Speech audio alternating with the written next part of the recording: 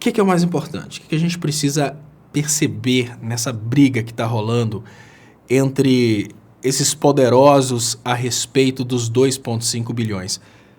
Eles estão brigando porque não foi para a mão deles. Lógico que se esses 2,5 bilhões tivessem ido para as mãos do Gilmar Mendes para ele administrar e negociar com o banco a melhor taxa de remuneração, o Gilmar Mendes não estaria, sem dúvidas, pensando que isso está errado. Então, o que está rolando hoje? Nós temos uma confusão muito grande nas esferas de poder.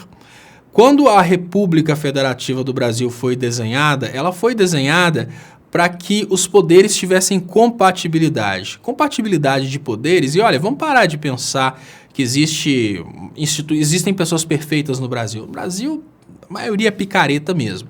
Então, o que acontece? Qual que é a intenção de ter a primeira instância? A primeira instância, a intenção é que uma pessoa com menor poder seja julgada por um juiz de primeira instância, porque essa pessoa com menor poder vai ter menor probabilidade de comprar o juiz. Aí, a gente vai para a segunda instância. Vamos pensar, um prefeito, ele já tem uma quantidade de poder um pouco maior, ele representa a população, ele não vai ser julgado pelo juiz de primeira instância. Ele vai ser julgado, por exemplo, pelo juiz de segunda instância. Ele representa um pouco mais de poder, ele define licitações caras e etc. Então, aí a gente tem dois pontos. A gente tem o primeiro ponto, que é essa questão da intenção da equiparação de poderes para que o seu voto não seja desrespeitado por um juiz de primeira instância.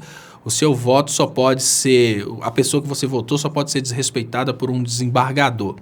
E da mesma forma também, um prefeito tem muito mais grana para pagar de propina, né? Então é muito dinheiro para entregar para um juiz de primeira instância. Imagina que um prefeito está envolvido num caixa 2. Aí ele vai pagar 5 milhões de reais de propina para não perder o mandato.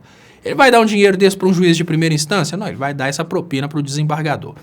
E assim vai subindo. Deputados e senadores, presidente da República, governadores, esses cargos mais altos que são julgados pela última instância, pelo STF, você tem duas formas de avaliar isso. A forma romântica, que é, olha, essas pessoas ocupam um cargo tão alto na sociedade que elas precisam ser julgadas por instâncias superiores. Por quê?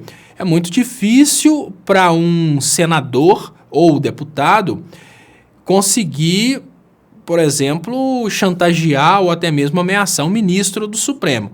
Mas um Aécio Neves tem um poder total sobre um juiz de primeira instância aqui em Minas Gerais. Que juiz de primeira instância em Minas é louco para condenar o Aécio Neves? Não vai. Talvez um ministro do Supremo tenha essa coragem. Então a ideia é essa. Mas aí, quando a gente sai dessa parte romântica, que é a ideia, tem outra coisa.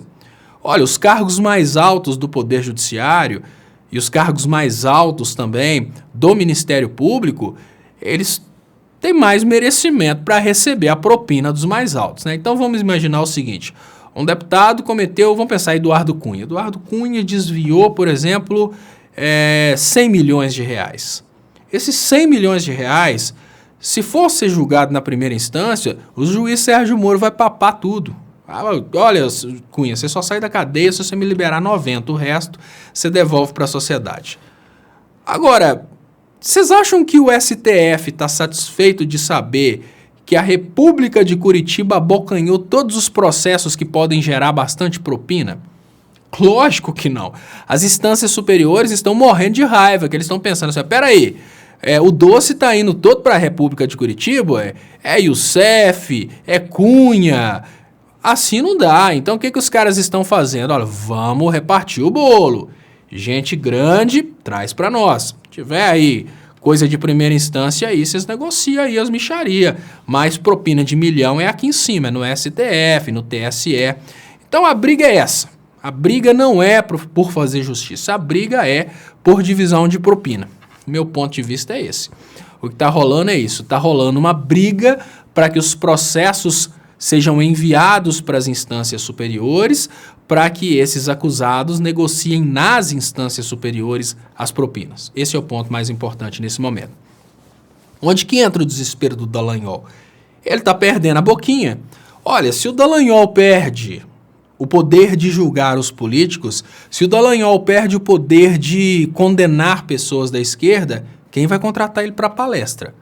O que o Dallagnol passa a ser no momento em que ele perde o poder de condenar deputados e senadores do PT, por exemplo. Toda vez que o Dallagnol condena alguém da esquerda, né, leva alguém da esquerda, denuncia alguém da esquerda, e toda vez que o eixo Sérgio Moro condena alguém da esquerda, chove palestras para o Dallagnol. Então o Dallagnol, agora perdendo essa boquinha, ele entra em desespero. Não vai ter mais palestra, não vai ter mais aquela dinheirama.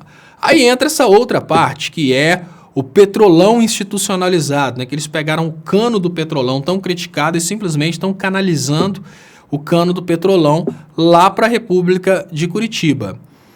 Olha, a Dodge, pelo que eu tenho visto aí do Ministério Público, infelizmente, o que eu vejo é que a Dodge ficou um pouco enciumada, pensando, peraí, quem que é esse procurador que lá na primeira instância o cara vai receber uma verba de 2,5 bilhões para administrar? Eu nem sei se a Dodge administra, que é ela que administra a verba principal do Ministério Público, né? Eu nem sei se ela administra essa verba. Então ela deve pensar assim, quem que é esse moleque lá na primeira instância para administrar 2,5 bilhões? Então, o que eu vejo aí não é ela achar que está errado, é um conflito de egos. Quem que é esse cara na primeira instância para receber toda essa grana? Eu tenho a opinião que o desespero maior, né, rolou aí um quebra, um racha, por quê?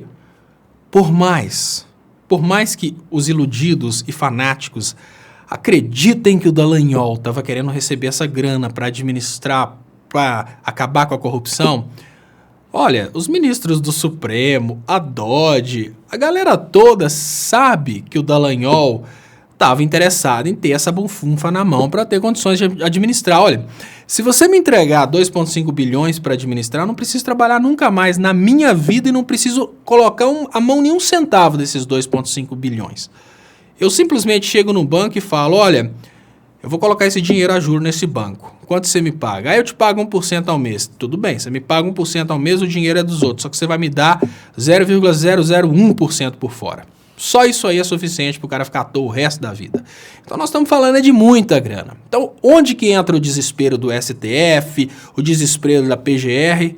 É aquela música do Leone, por que não eu? Né? Então eles olham para um molecão lá na primeira instância que serviu tão bem os Estados Unidos, que foi o escolhido para ganhar essa bufunfa, e pensam, por que não eu? Não, essa grana tinha que vir para a administração aqui em cima. Né? O STF falando, não pode ser assim não, daqui a pouco essa molecada aí tá ficando com a verba, tudo quanto é verba que vier dos Estados Unidos,